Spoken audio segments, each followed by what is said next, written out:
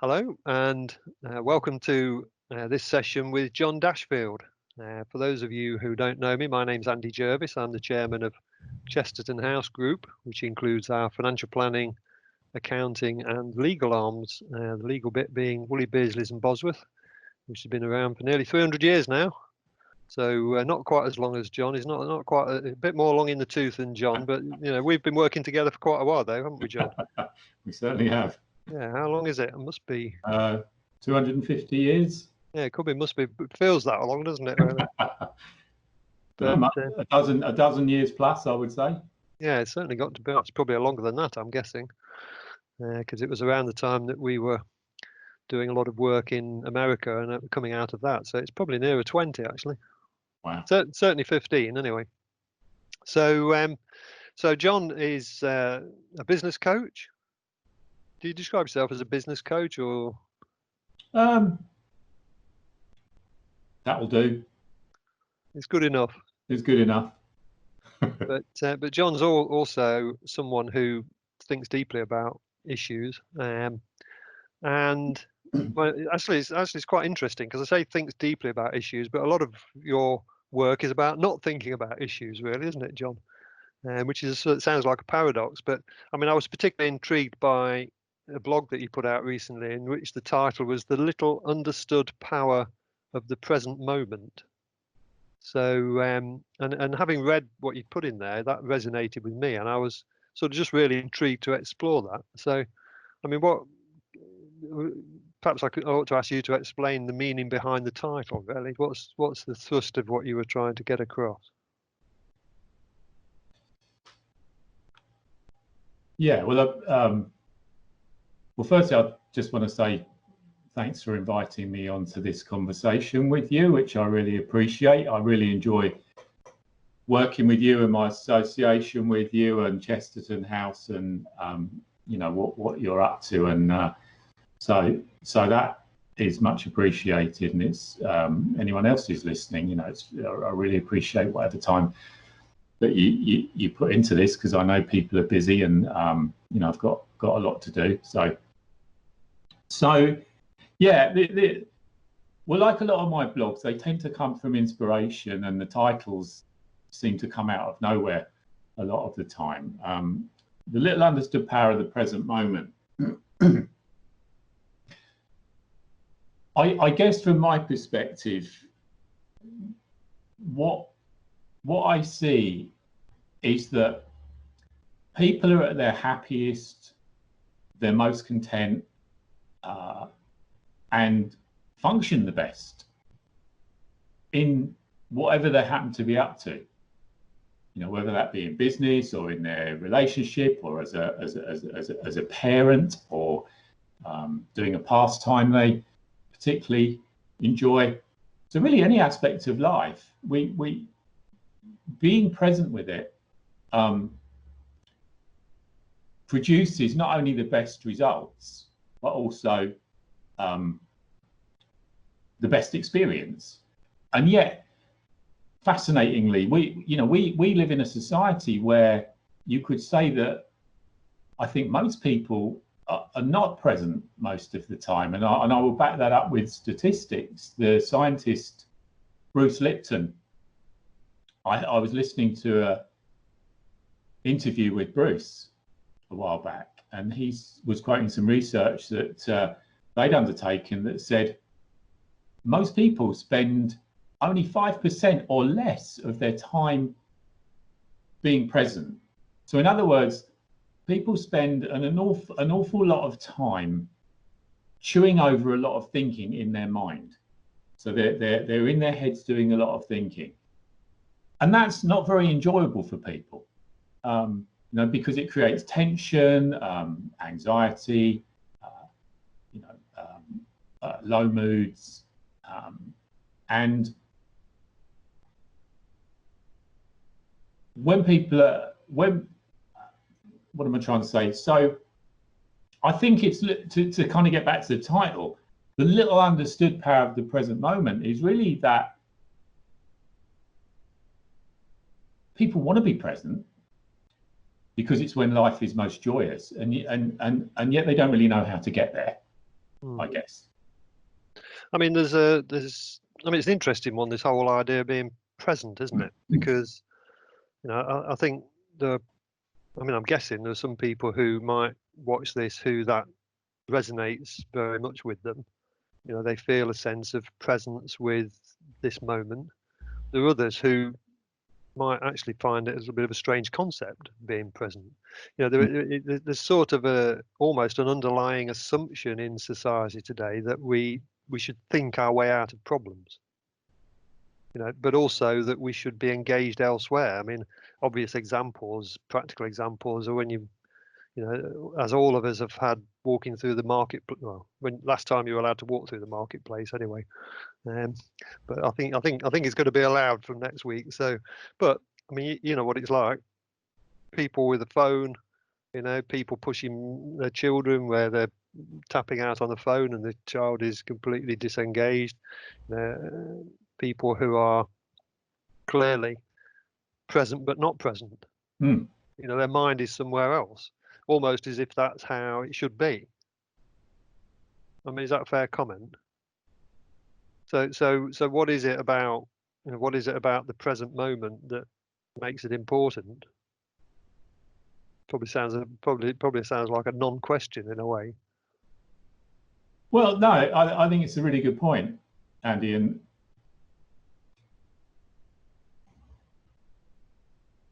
so the thought that came to my mind as you were speaking is to point out that we all know how to be present because we started out that way. You know, in my work, I often refer to, when I'm talking about high levels of psychological functioning, for instance, I point people towards when they were little kids, or if they've got kids themselves, I say, look at a 3-year-old or a 4-year-old kid. Now, it's not that they don't experience the whole range of emotions, and sometimes they're having a paddy, or you know, they're sad or maybe angry or whatever, but they return to presence and clarity really, really quickly.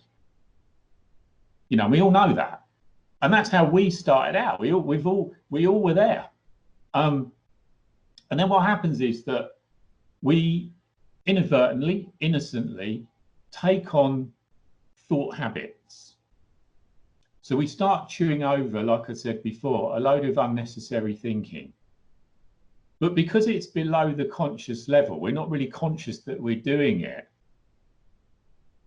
We're just acting out of habit. Now, the thing with the devices, people's phones, for instance, as you were pointing to, people would say, "Oh, it's technology's fault, or it's just modern society." That's what people do. Well, not really. You've got to understand it at a deeper level. So what happens is that when people are in a state of mind, let's call it mild tension. Okay, so there's a business consultant called Linda Stone, and she came up with a term she calls continual partial attention, or continuous partial attention. So that's when our mind is trying to focus and pay attention to lots of things all at the same time.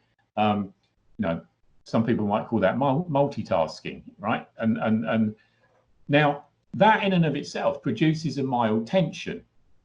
Now, what happens is that when the mind is presented with a space, then one of the feelings that people go into, to give it a name, is boredom, right? Or it's an uncomfortable feeling. So what people do is they reach for their device because it distracts them from that feeling that they don't like. So people are continually employing their mind because it's habitual. Now, on the other side of boredom, or any other kind of feeling of tension, if you allow yourself to feel it, is presence. And yet people don't allow themselves to fall into it because it's become very unfamiliar in our society. You know, in Western society, we have made the intellect our God. We live from our intellect. And so we don't really have a respect, let's call it, for, I don't know, I'll call it the infinite space, you know, the in other words, presence, you know, where what presence really is being in the don't know mind.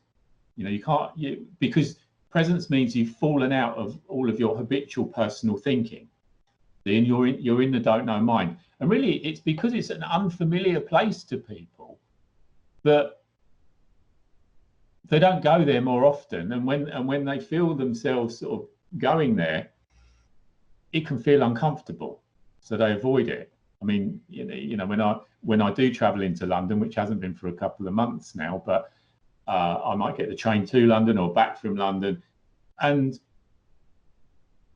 the majority of people on the carriage will be playing with their devices in some way. And I always think it's interesting that you can have someone who is probably a very highly intelligent business person working at a high level, and they'll spend an hour playing Angry Birds.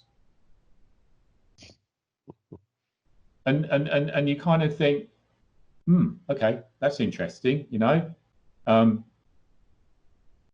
because you know, but what they're trying to do is they're occupying their mind. You know, you see very few people who will just allow their mind to relax. I mean, I'm sort of listening to you here and thinking, well, this is, I mean, it's quite interesting, and you know, I'd like to think that I'm somebody who is quite familiar with living in the present, because just to be able to stop and listen to the bird song, and just to be able to, I mean, now it's quite warm. I'm sitting there, the sun is shining, you know, there's the sounds outside. To be able to just stop and listen to that for a moment is very refreshing.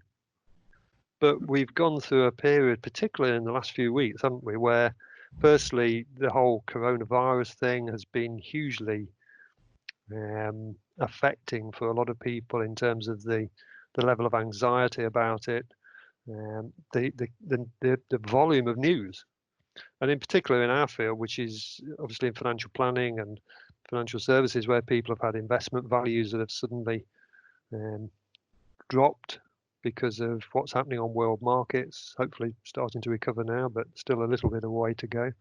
But all of that, again, you know, generates lots of mental noise. And how do you cope with all of that? You know, because it's all very well saying be present, but there's stuff to worry about. Do you know what I'm saying?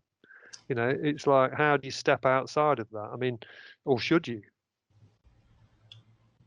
Yeah. You know, I mean, people feel that they've got problems to solve. They need the information, you know. And certainly one of the things I've observed is that the more extreme the circumstances, then the more people feel they need more information to be able to deal with it. And where is the room for presence in that? Yeah, it's a good question. Well, I mean, I think what you're saying is pointing directly at in a way, the root of the problem. In that, the human experience that every single human being is having from the moment we come into the world to the moment we leave is a psychological experience. So we have a thought and we feel that thought through the internal senses. Okay, so it's a felt experience. So if I have a sad thought, I'll have a sad feeling. If I have an angry thought, I'll have an angry feeling. If I have an excited thought, I'll have an excited feeling. Okay, so thought and feeling are like that. You can't pull them apart. So the human experience, from, as I'm saying, from start to finish, is 100% psychological. So the human experience is that we feel our thought in the moment. So thought in the moment is our experience. Now, as soon as we pull our experience, thought and feeling apart, meaning that we're attributing our feeling to something other than thought in the moment, that will start to create insecurity in people. So to put that into the context of what you said, Andy, if people believe that their inner sense of equilibrium, inner peace and well-being is going to be compromised or affected or removed by what the stock market's doing, for example, because their investments have gone down 20% or 30%. See, if I believe that, then the natural conclusion or byproduct of that is that in many people that will cause anxiety, tension, worry, fear, and all of those emotions, right? So I would call that outside in. So we're misunderstanding that an outside circumstance, and that could be past, present or future, has hold of how we're feeling. So in other words, you know, we're thinking that something outside and independent of us is controlling our feeling. Now, that is a misunderstanding because we haven't factored in thought, you see. Now, our feeling is coming from thought. Now, if you look at the nature of thought, the nature of thought itself is that it comes and it goes. It's transient. So you're not feeling the stock market going down directly. You're feeling your thought in the moment about the stock market going down. And because if that's a fearful thought, you're going to feel fearful. But the nature of thought is that it will return. Human beings will return to presence and clarity very, very easily and very, very quickly when we leave our thinking alone. So one of the metaphors I use is like, imagine you're in a swimming pool and there's a football in the swimming pool and it's floating. So you swim over to it, you put your hands on it and you push it under, okay? Now, if you let go of the ball when it's underwater, it will just bob up to the surface straight away. But if you hold it down, it will stay down. Now, that's how our psychology works, in as much as that if we keep worrying and keep chewing over thought, not only does that take an enormous amount of energy to keep doing that, because it's very draining on the body, you know, to keep producing the stress response, you know, which is very well documented, you know, the biology of it. You know, there's lots of hormones that are produced, adrenaline, cortisol. You know, it's you know, sending blood to certain parts of the body because it's getting you ready to run away from something or fight something, right? And when people are living in that almost permanently, you know, it begins to break the body down. But once we understand that it's thought in the moment, then we'll get new thinking.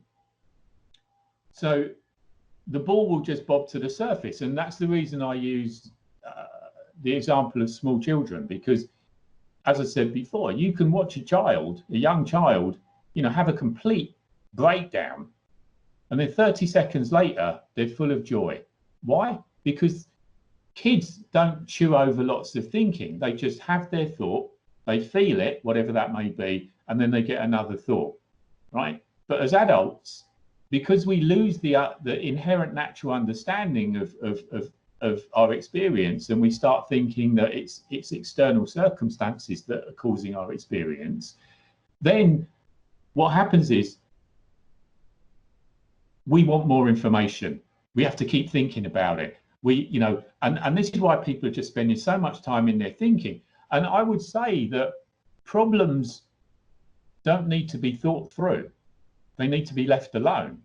And the reason is because you know, Albert Einstein said you can't solve a problem in the same level of thinking that created the problem. So what he's saying is that in the state of mind in which something looks a problem, it's inconceivable that we're going to get a useful answer in that state of mind. So if we keep chewing over the same thoughts, we're in the same state of mind. Now, when we just stop thinking about it, and there's not a doing involved, it's just you stop thinking about it because you see the nature of it. Then what happens is that your consciousness will just naturally rise, and then you're in a completely new reality. And everyone's had that experience where, let's say, you've got a problem, it's really weighing on you, you keep thinking into it, it's horrible, it feels horrible. You go to bed, you have some sleep, you get up in the morning, and the problem's still there, and yet your way of being around it, your state of mind around it, is completely different. And in a completely different state of mind, the answers will come to you, rather than you having to employ your mind in an enormous amount of thinking, trying to grind out an answer. I've certainly had that experience when, I mean, just simple things like trying to think of the crossword clue, or I quite like these anagrams, and the word puzzles, trying to make a word out of a series of letters. And you look at it and look at it and look at it and look at it and look at it and think of every possible combination, and it doesn't come. And then you wake up in the middle of the night and look at it again, and there it is, right in front of you. You can see it immediately. Oh, it's I know it, and we all know that, really, and yet, fascinatingly, at some level inside of us, we think there's a value to worry or anxiety, or doing a lot of thinking about something. Something inside of us believes that that's helpful, and I've never seen that it is. Like, to me, anxiousness and worry has never got someone a better result.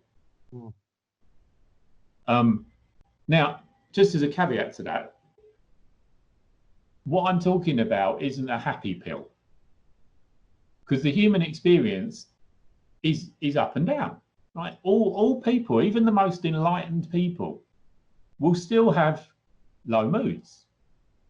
They'll still have what I would call stinky thinking, right? But the difference is that when you know that it's thought, it doesn't weigh on you. So you can have the experience of it, and yet you also know that you're going to get new thinking. But if you think it's something outside of you that's the cause of your inner experience, the tendency is that you just keep thinking about it. So, I'm sort of thinking of the practical applications of this, really, because clearly there are some problems that are solvable by thinking. If you're trying to, I was putting some shelves up the other day, and I was trying to figure out where it all went, and putting a piece of equipment together, and then what size screws do you need, and what tools do you need to do the thing. Simple example, but clearly that's something that needs to be thought through. There are other things which are, you might say, almost intractable. I mean, if the stock market is tumbling, then that's an intractable problem. How do you solve it? You can't solve it. That's just something that causes an emotional reaction. So, how do you differentiate? I mean, is it possible to differentiate between them? Do you need to differentiate between the sort of thinking that enables you to solve a practical problem and the sort of thinking which is just really a circle of ongoing worry? And we certainly experience this when we're working with clients, which is obviously, from my perspective, and probably a lot of people looking at this, if you've got investments out there, there's lots of reasons to worry, but what can you do to influence that? And should you try? Yeah.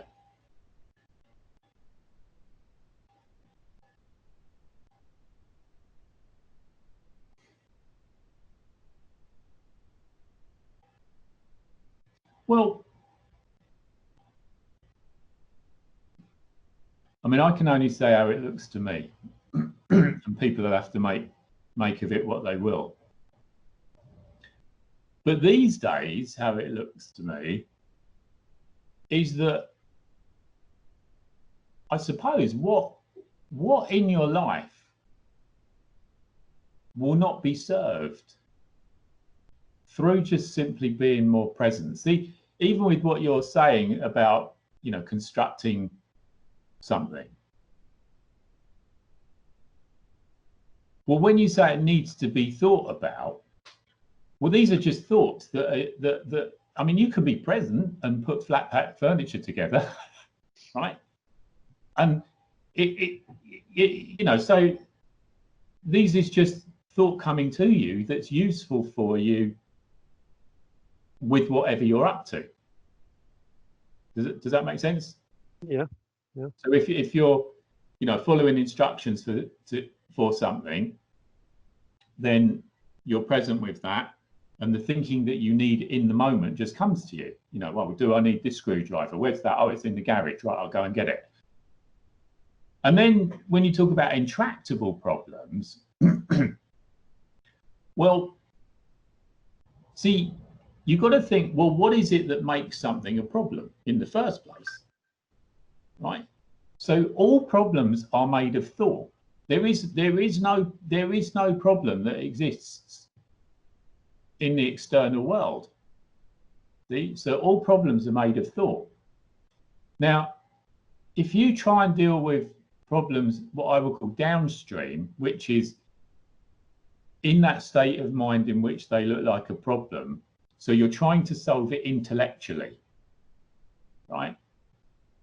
So one of the examples, I don't know if this will be useful, you'll have to tell me, but let's say you want to go on holiday somewhere. To me, the choice of ultimately where I go on holiday is not an intellectual one. It's just one that, you know, you might look at brochures, you might consider what you've done in the past, you might want to do what you've done in the past, to do whatever it may be. But it just comes to you as a feeling, and ultimately, I want to do that. Let's go there. That seems like a great idea, okay? Well, it seems useful to me that once you've made that, once that's come to you, then you would need some logistics around that. So if you were going to Spain, you'd need to know what airport you were going from if you were flying, you know, what time the plane is leaving, what time you've got to be at the airport, how am I getting to the airport? You know, once I get to Spain, how am I getting from there to the place we're staying? So that's logistics, okay? But what I think people are very often trying to do in life is use that intellectual mind part of themselves to navigate through life in itself, and use that intellectual mind for everything. And the intellectual mind is not useful for a lot of the things that we're up to. Now, if you take an intractable problem, I'll give you an example. Some guys I've worked with, Ken Manning and Robin Charbit, they've got a very, very successful consultancy business, excuse me, where they help Fortune 100 companies in the US solve intractable problems. That's their strapline.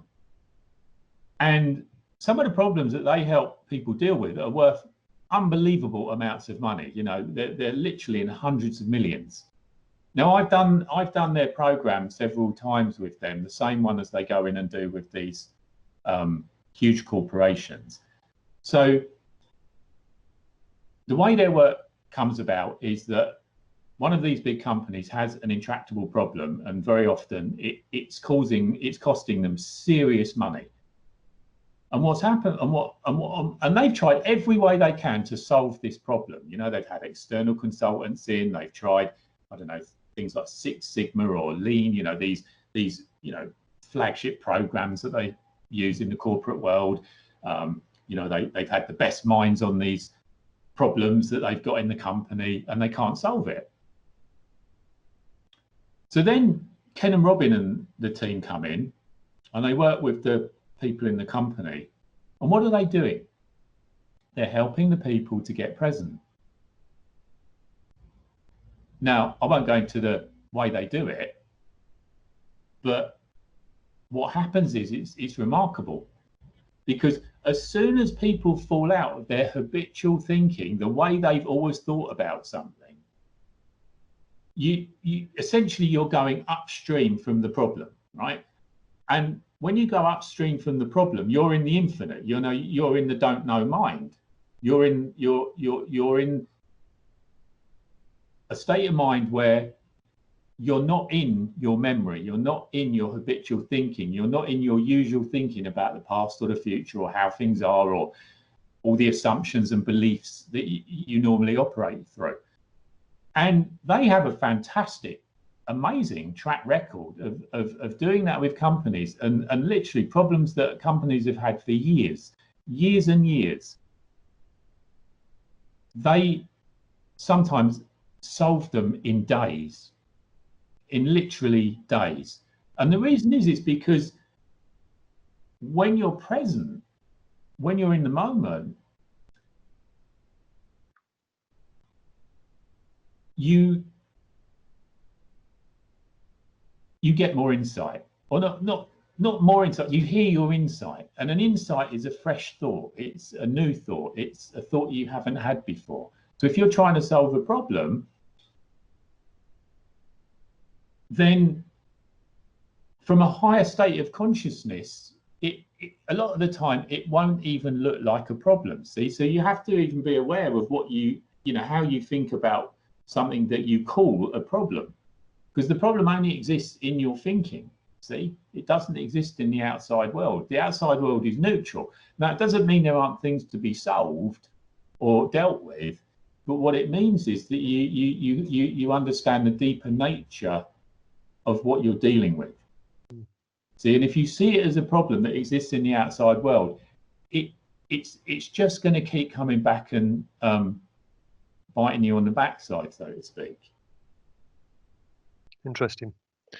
I mean, as you're talking now, I've sort of got my own mental image of I'm thinking of a garden which is overgrown with weeds, and I do think that probably people tend to think, and I think this is quite common, people tend to think, I've got to be able to get some new plants in there, I've got to clear the weeds out. I've got to do some work before I get to the point where I can actually be where I want to be. Whereas actually, just being able to recognize your thought in that moment might lead you to the conclusion that actually everything that you need is already there. It's not about clearing what's there first. It's about simply being present to what's already there. And being in that position enables you to think differently about your entire view of the garden. Does that make sense? Yeah, exactly. Yeah. I mean, the thing about being present is commonly people think they've got to do something to get there, which is not the case. You just have to be present. Yeah, and the rabbit hole with this is because we're so used to employing our mind that we think, and you're so right, Andy, when I start working with people, they'll go, well, how do you do it? How do you do it? And I'll say, look, you can't slow your car down by stepping on the gas.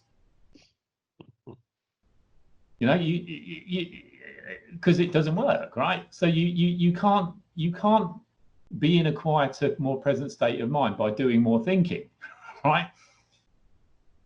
And it confounds people, or it confuses them, because the majority of the material and what's on offer for people about presence involves some kind of doing. Now, as you know, I've been on this kind of interest with this for 30 plus years, and I was a meditator for over 12 years, twice a day. For over 12 years, I practiced something called transcendental meditation. And again, I could see where I wanted to go, and I've got nothing against meditation, by the way. If people want to meditate, that's great, and I still occasionally meditate. But I'll share a little story. When I came across the inside out understanding, which is kind of what I'm pointing at, back in 2011, I took a real interest in this because there was something in it for me that I thought, wow, this is interesting. And it's proved to be true because there's been well over 100 books written on it in the last few years. And it's really mushrooming out into society, this understanding. And I was lucky enough to hear of a guy called Dickon Bettinger. Dickon's a wonderful guy, lives over in the States, and he teaches this inside out understanding, and he has done for probably around 30 years, maybe longer. I think he was a clinical psychologist before that. So some people I knew were bringing him over, and there was going to be a 3-day event over in Essex. So I signed up, went over there, and Dickon was at the front of the room, speaking in the beautiful way he does. And I was just soaking up what he was saying. And after a couple of hours, I got the most powerful insight. It really came out of nowhere. And I realized in a moment that the present has nothing to do with time. So I was thinking of the present as having something to do with sort of past, present, future, and some linear continuation of time. And the realization that I had was that it's got nothing to do with that at all, whatsoever. The presence is a feeling. It's a space. It's this infinite space that we drop into when we fall out of our habitual conceptual mind, our intellect. Now, what was interesting to me was that the feeling that I fell into in that moment was a really beautiful feeling. And I did those 3 days with Dickon, and that feeling lasted for weeks. It was almost like a 6-week long, very, very deep meditation. Fascinating, and it all came through an insight that I had. Now I still go back to that space, but quite a lot. And I think that's what most people are looking for. It's people just want to live their life like that because, as I said at the beginning, people want to be happy, people want to be content, people want to have a meaningful life, people want to have a life where, they feel like it's a life well lived. Well, if you think your life is going to be well lived because you've engineered your circumstances, because you think your circumstances are going to give you a life well lived, that's not going to work for you. And I mean, this, and I do. I mean, as you know, I mean, I was a financial advisor for many years with my own business, and for the last 15 years, I've been a coach, and I've met probably hundreds of people who are got more money than they could spend in probably multiple lifetimes, and yet they're not happy. They're not content. They're miserable. And you think, well, if you've got the means to buy anything that you want or have any experience you want, surely you'd be happy. But it doesn't work like that, because happiness is like an inside experience, not something that is caused by the quality of your outside external circumstances. Yeah, it's an interesting paradox in working with people on financial plans, in that, I guess clearly people want to be able to grow their assets, grow their wealth. But the interesting thing is that when you actually are present in the way that you describe and realize that actually a lot of that doesn't really affect your inner happiness, when the pressure is relieved from the financial bit, suddenly the wealth seems to multiply by itself. It's a bit bizarre, isn't it? But I think you've sort of probably experienced something like that. So how do you explain these things to people? But there's clearly, I mean, there are people who are listening to this who are very practical. There are people who are listening to this who are would consider themselves probably more on the spiritual end of the spectrum. But this is not, it's not, I mean, this is just simply about being, isn't it? It's simply about recognizing where you are now, and that the thoughts that you're having are just that. And therefore, what's the way through the middle of that is, I guess it's what you pay attention to, isn't it? Well, what you pay attention to is a function of your consciousness. See? So if I'm in a low mood, then my world will look completely different to when I'm in a clear and present state of mind. I mean, it's like night and day, the difference, right? And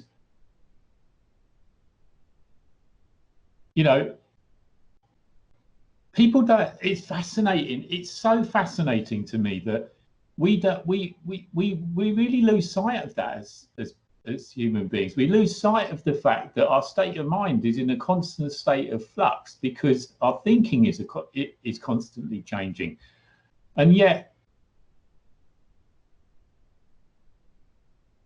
you can, in a low mood, you can look at your life and go, oh God, that's not very good. Look, my business is maybe struggling, my car's an old wreck, I'm not very happy with what my kids are doing, and I'm worried about my health, or, you can just get a lot of that kind of thinking. And because that is a universal experience for human beings, like the content is different, but you can say that every person who's in a low mood is going to get thinking of low quality, I would call it, and that manifests in what we would call worry or anxiety or tension or sadness or depression or any of those things. And that's not to say, and I'm not making light of when people suffer. I'm really not doing that, because when people are suffering, and it's innocent, your heart goes out to them, right?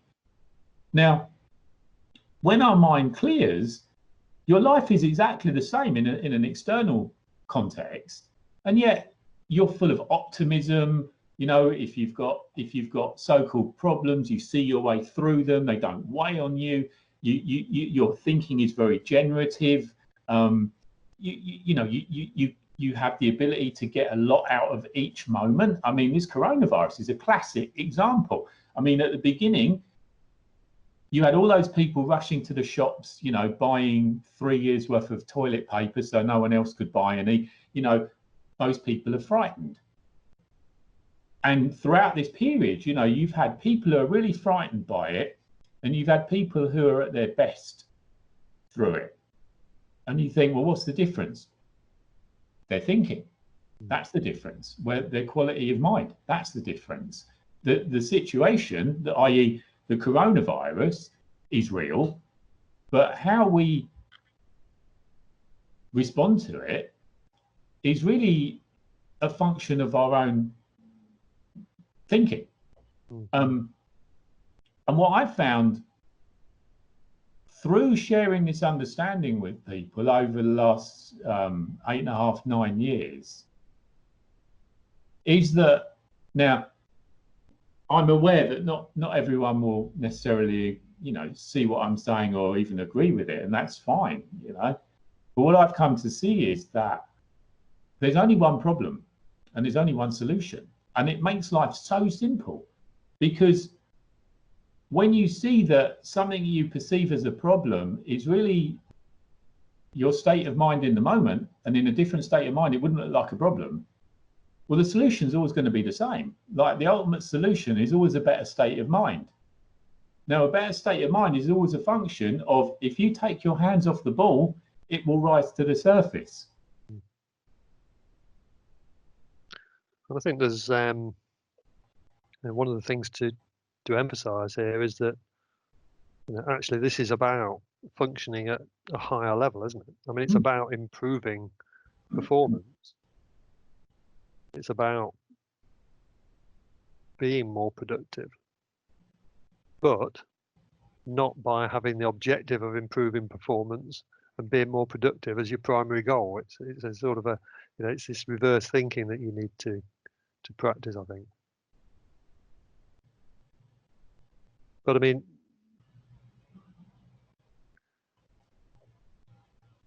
can't remember what I was going to say now. But there's certainly lots of food for thought there. I'm conscious how much time we've taken up. Is there anything we should be leaving people with, do you think? Well, yeah, it's a good question. Well, there's no techniques.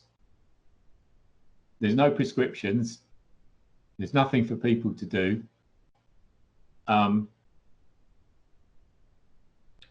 So the thought that's come to me is really, this has come up a lot in the last few weeks for me working with my own clients. So it's what seems a useful thing to share. And that's just the value of reflection.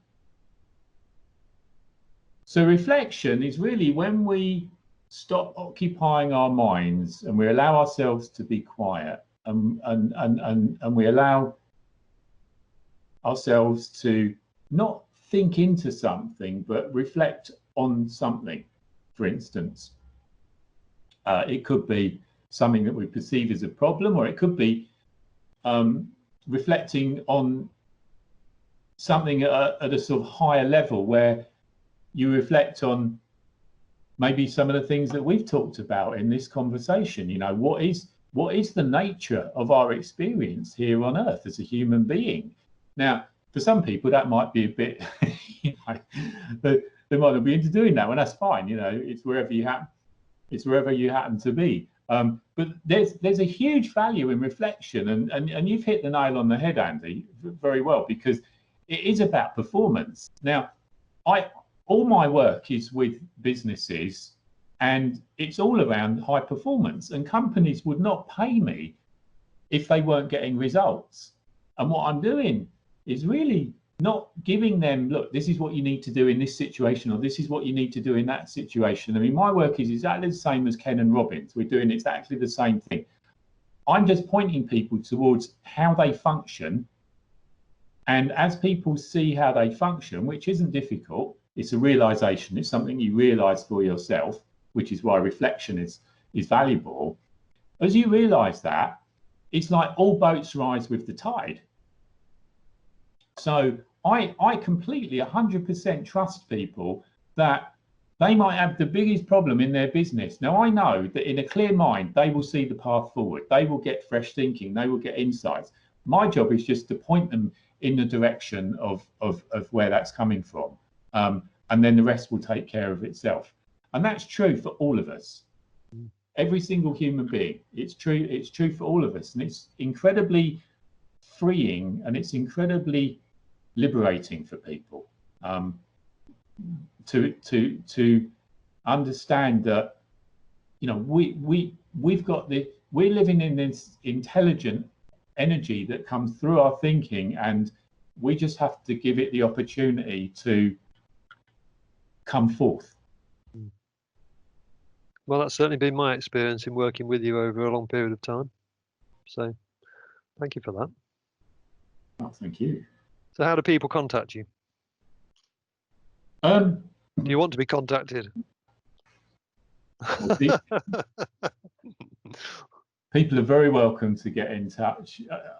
As you know, I've got two businesses that both do exactly the same thing. So if John at Dashfield.com, and Dashfield.com is my sort of what I call my general website. And then I've got my dedicated financial services website, which is client-centeredadvisors.com, and that's John at client-centeredadvisors.com. So people are very welcome to get in touch. I'm very happy to answer people's questions. If people want to explore further, then drop me a line. I'm very happy to recommend resources. Many I've shared with you over the years, and you know, it's a wonderful thing to explore. Good. Well, we'll put those addresses up on the video at the end. No, it's been really interesting as always. Thanks very much for that, John. Well, thank you. I really appreciate the opportunity, and I love sharing this work. And yeah, it's just an absolute joy to do this. Thank you. Excellent. Well, we'll see you again soon. Thanks, John. Thank you.